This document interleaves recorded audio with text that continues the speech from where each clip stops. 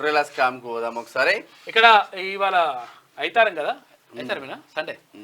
ఇక మా నెట్వర్క్ మా కెరియర్ అని చెప్పేసి సంబంధించింది ఉంటది. 52 పేజీల గొర్రెలు కొనలేదు, ఇవ్వలేదు, గొర్రెల పంపిణీ స్కీమ్ లో స్కామ్ గుట్టురట్టు అవుతున్నది. గొర్రెల కొనుగోలు పంపిణీ రికార్డులు తప్ప లబ్ధిదారులకు చేరలేదని తేలింది. లబ్ధిదారులకు గొర్రెలు ఇవ్వకుండా స్థానిక వెటర్నరీ సిబ్బంది కమిషన్ల దంద చేసినట్లు వెల్లడైంది.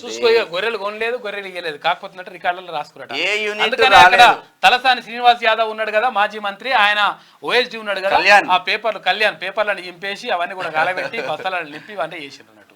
కథ ఏంటంటే ఇక నేను మంచిగా చేసిన అంటే ఇట్లా గొల్ల కుర్మలను మంచిగా చేస్తా, కోటీశ్వరుని చేస్తా అంటే కోటీశ్వరుని చేస్తా అని ఉన్న పైకం ఉడవిక్కొని 1000 కోట్ల రూపాయలు, అసలు యాక్చువల్గా 700 కోట్ల రూపాయలు అంటే తేలింది, కానీ 4500 కోట్ల రూపాయల వరకు ఉండొచ్చు అని చెప్పేసి మంత్రి కోమటిరెడ్డి వెంకటరెడ్డి అంటా ఉన్నాడు.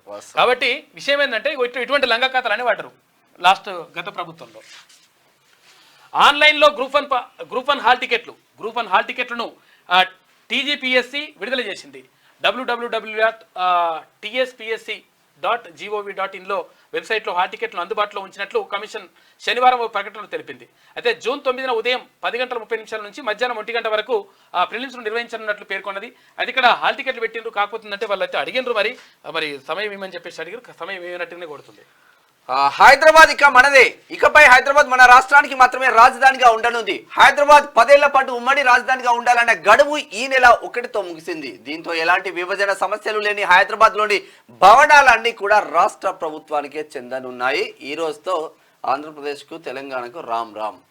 ఇక అదే 10 ఏళ్ళు ఉమ్మడి రాజధాని ఉంది కదా, ఉమ్మడి రాజధాని నిన్నటితో అయిపోయింది. ఇక ఇవాళ మన రాజధాని మనదే. ఇప్పుడు వాళ్ళు ఉంటే కూడా వెళ్ళిపోవచ్చు, ఎందుకంటే కొన్ని ఆఫీసులు ఉన్నాయి, వాళ్ళు కూడా వెళ్ళిపోతారు ఇక.